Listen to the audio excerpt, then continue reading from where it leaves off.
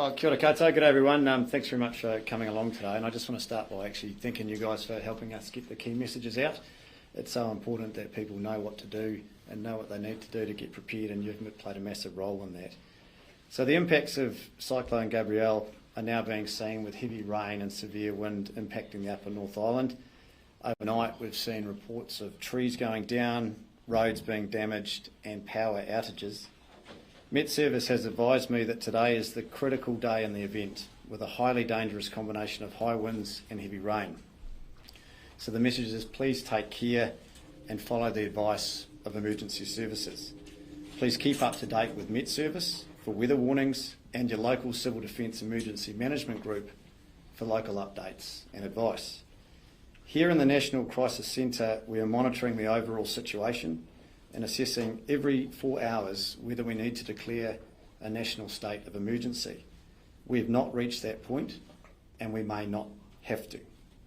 This is an all-of-government response with all agencies ready to respond as needed.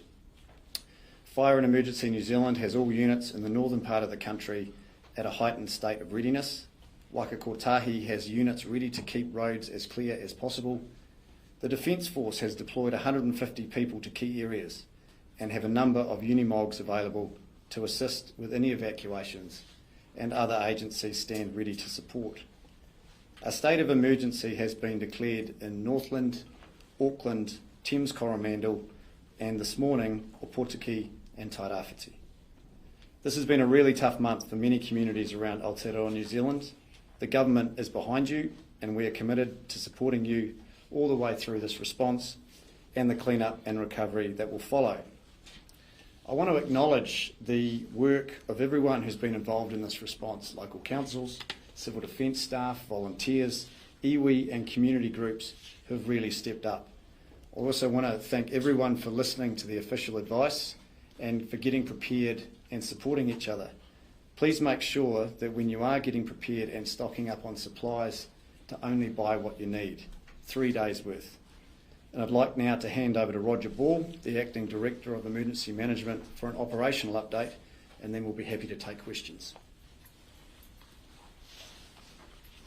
Kia ora, thank you Minister.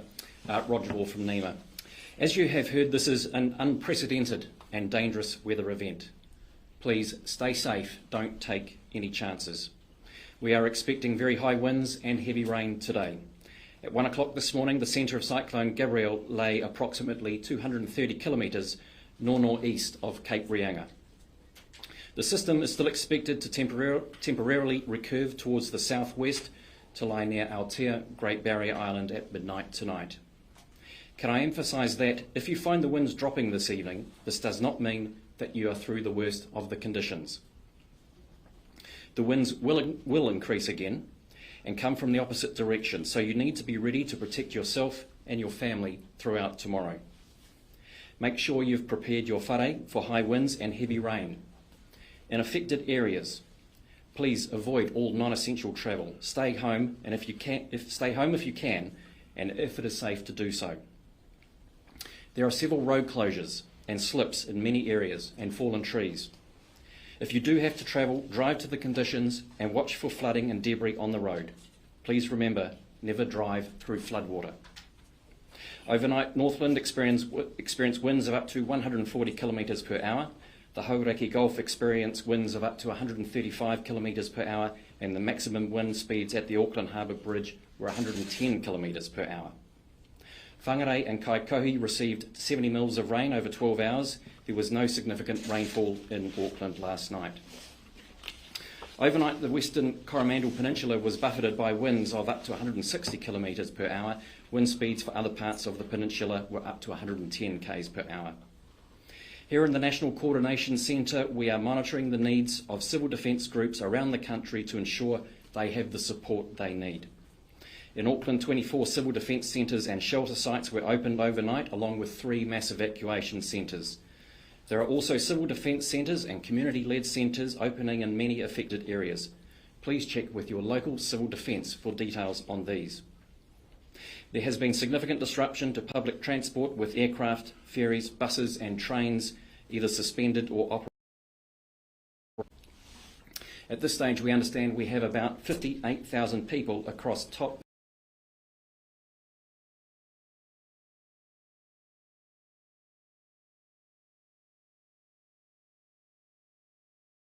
companies are that it may take some days in some cases. If power will be out for a number of days, civil defence in those areas will determine what support the community needs. Thank you. I'm happy to take questions. What criteria would force a national state of emergency? What are you looking at?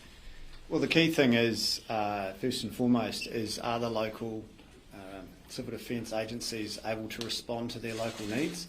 These things remain locally led, and we would take advice from them as to how they're coping. NEMA are updating us every 4 hours, and so far all of those updates said that they believe it is not warranted. We've got to keep in mind that there's only been 2 national states of emergency so far in our history, one being the Christchurch earthquake, the other being COVID-19. We have a really strong civil defence structure in this country. Its strength is that it's locally led, so we'll be taking advice from them as to how they're going. But it's also important to note that we don't need a national declaration to assist them. For example, Ōpōtiki have had the assistance of the Defence Force for the last few days. When they declared this morning, they were able to act on those evacuations with the help of the Defence Force. They didn't need to wait for that declaration to do so. So what would be the benefit of a national state of emergency? Well, what it means is that NEMA would be able to, in some instances, take control of and intervene in certain aspects of it.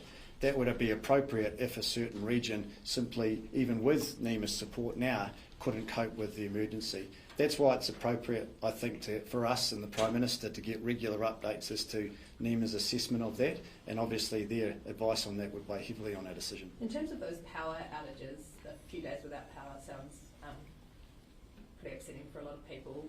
Is there any way we can get more people in there, or are you expecting more homes to be without power? Well, the lines agencies have given us an assurance that they will reconnect it as soon as possible, but of course, as long as the weather continues to be as severe as it is, it's actually unsafe for them to do so right now. So we're monitoring that at the moment. It's not just residential places that are impacted by this. Of course, some farmers might have to make some pretty tough decisions around milk and all that sort of stuff. So we're keeping track of that through our agencies, and then NEMA's keeping in close contact with the power and line companies. Minister, what's the latest on how many people have been displaced? Do we have a figure? Roger, do you have an update on that? Look, at this stage, we don't have any kind of precise number on evacuations.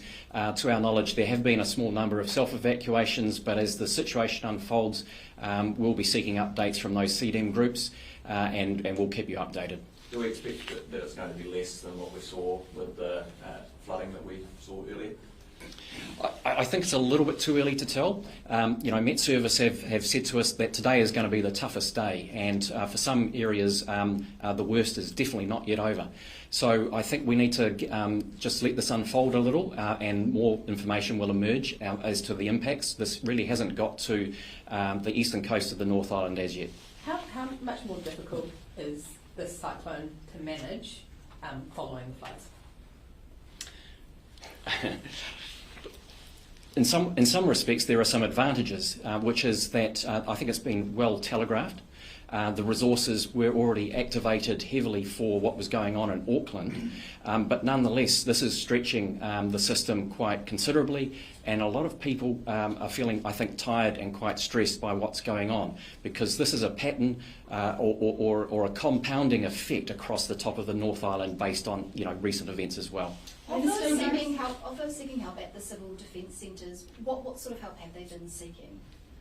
Well, there's a range of things, and obviously every person's individual circumstances are different, but for those that have been unable to find shelter with friends or whānau, but also those that were impacted in Auckland in the first instance, sometimes, and we saw this in Nelson as well, is that they might be able to find an arrangement for about a week, but obviously that was only temporary, and then they come forward. With the second event coming through, that might have brought that decision forward a bit as well. We're not seeing huge numbers at this point. We're also seeing those that might not have permanent accommodation coming forward, because, of course, sleeping rough would be awful in these sort of circumstances. Anybody that needs help should come forward. There's beds, there's mattresses, there's food, and a longer term or medium term accommodation options will be explored and found for them. Minister, which areas are you most concerned about, and what areas are needing the most support at the moment? Well, so far the local civil defence, with support of government agencies, are coping incredibly well.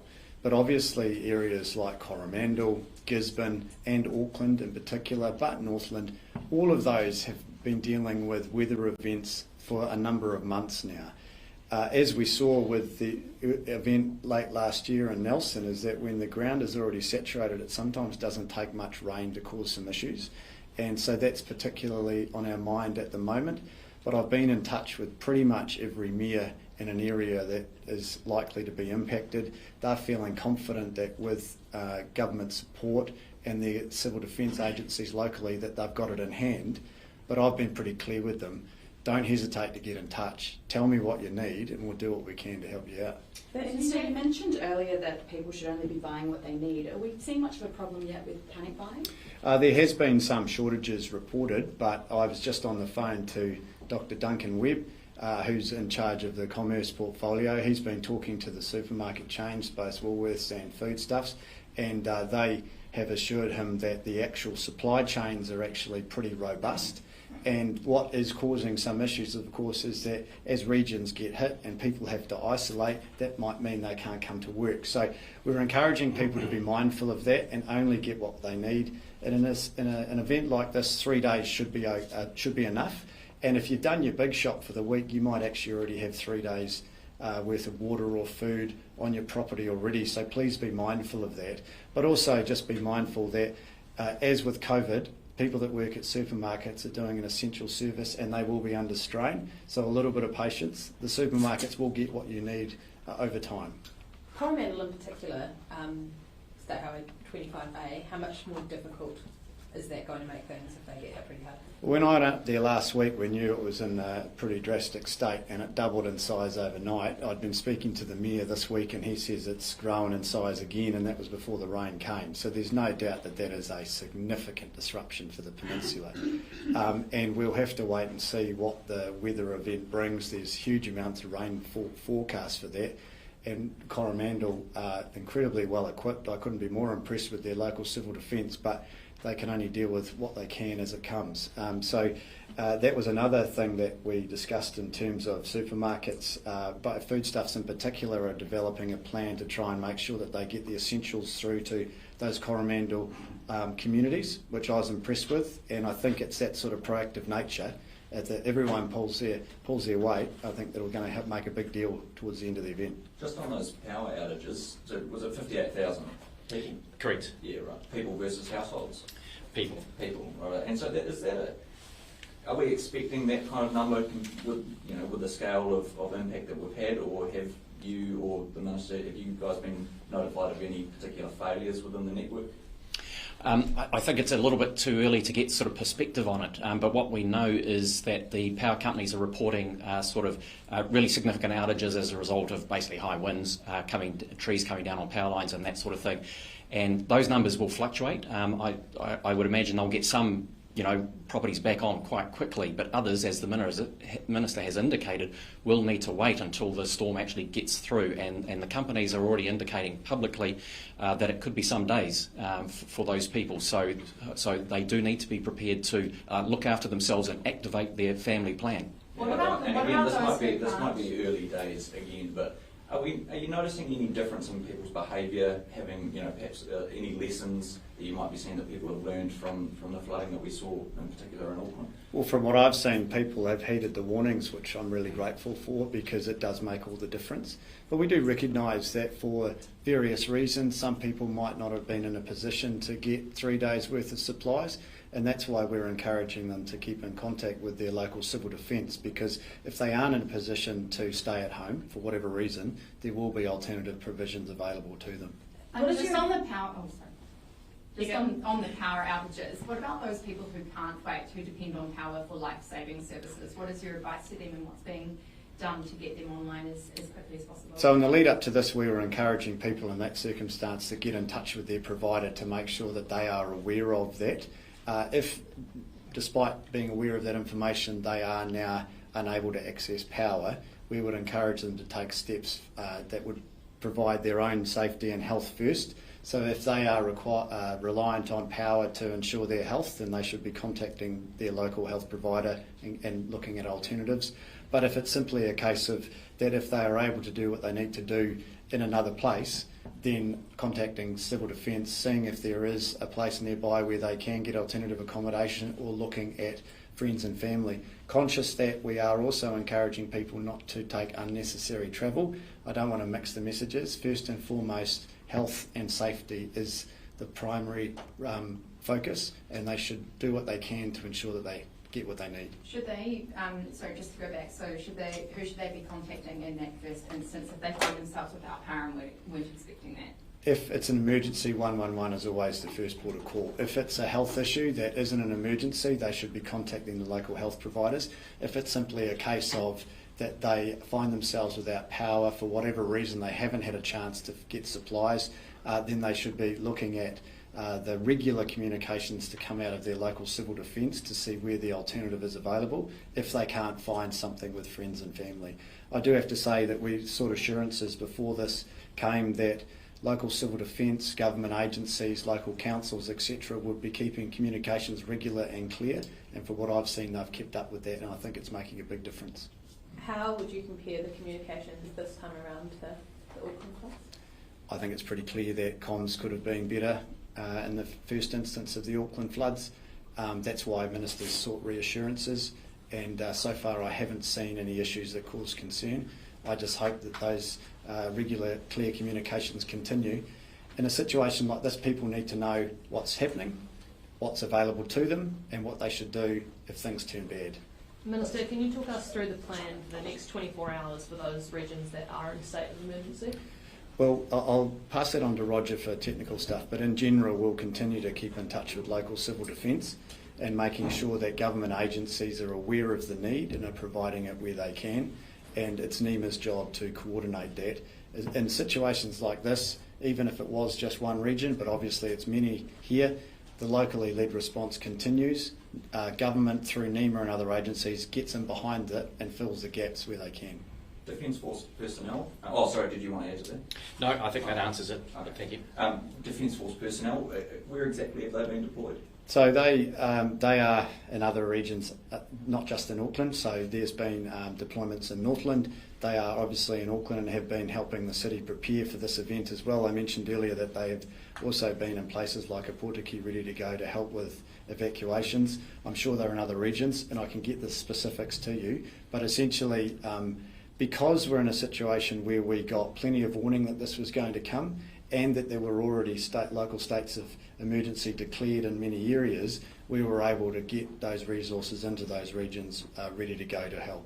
Minister, how comfortable and sort of confident do you feel at this point with all the preparations? Oh look, I think that when Met Service are warning that this is probably going to be the worst day of the event, that it could be unprecedented, you're always on edge. But what does give me confidence is that one, people seem to have heeded the warnings and have got prepared, and two, from what I've seen, particularly here in the coordination centre, you've got some incredibly dedicated people that are giving their all to try and help those local responses.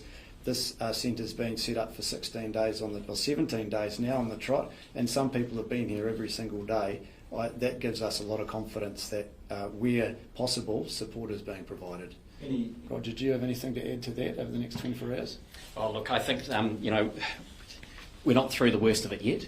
And in terms of how this will play out, it's, as the Minister says, there is significant national support and coordination going in, but the response to this will be local and regional, and as we get through it, our minds will start turning to that transition to recovery, but we're a long way from that yet, and we've got to just, in the meantime, make sure that we're providing the regions what they need in order to keep their community safe. Have we had any hospitals or other critical services impacted by the power outages, or say any evacuation centres hit by flooding like we saw last time? I haven't seen reports of that, have you? Not of health facilities, but we're aware of a number of cell phone sites that have been taken down. But our assessment at the moment is that the 111 system is still robust and providing coverage in all areas. Just one quick safety message. During the floods, we saw a lot of people out in the flood waters. Is that advised? No, please don't go out in flood water don't go out in the high swells. We've seen reports or projections that some of the swells around coastal New Zealand are going to be absolutely massive. Look, I'm conscious that some people might find that appealing and they might want to go surfing or whatever. If we think back to the messages in COVID, please don't do something that if you get caught will drag emergency responders away from the core task. And that's what we'd echo again today, is that if you put yourself at risk, you could be dragging away key resources from those who need it. But I would just say to those where the weather hasn't hit, but it's projected to, please use the time that you've got to get prepared. As we've seen in those areas where it is now being hit, using this time wisely to get prepared can make all the difference. Just on the cell phone towers being out, obviously if the power is out in an area where the cell phone coverage is out, it makes people quite isolated. So what's the government doing to make sure that those people are informed and safe? Well, for example, if you take Northland, there was the government recently, just this year, put money into and maintain an AM frequency tower up there. Obviously, all technology is moving away from AM, but we recognise for many communities that's actually the only frequency they can get. And the power went out, and they were able to access AM frequency to get the updates they needed. So it's those sort of things, and taking a much broader understanding of what civil defence actually means in an emergency, and the various ways that people can access information, I think is important moving forward. So I'm really pleased that that proved to be the right call. But obviously for those that, just you're talking about mobiles, another key tip is that if your power does get restored, it might not stay on. So use the time once power is restored to charge up your phones and do all those sorts of things, so that if it does go off again, you actually still have access to those things. Cheers. Thanks for that. Thank you.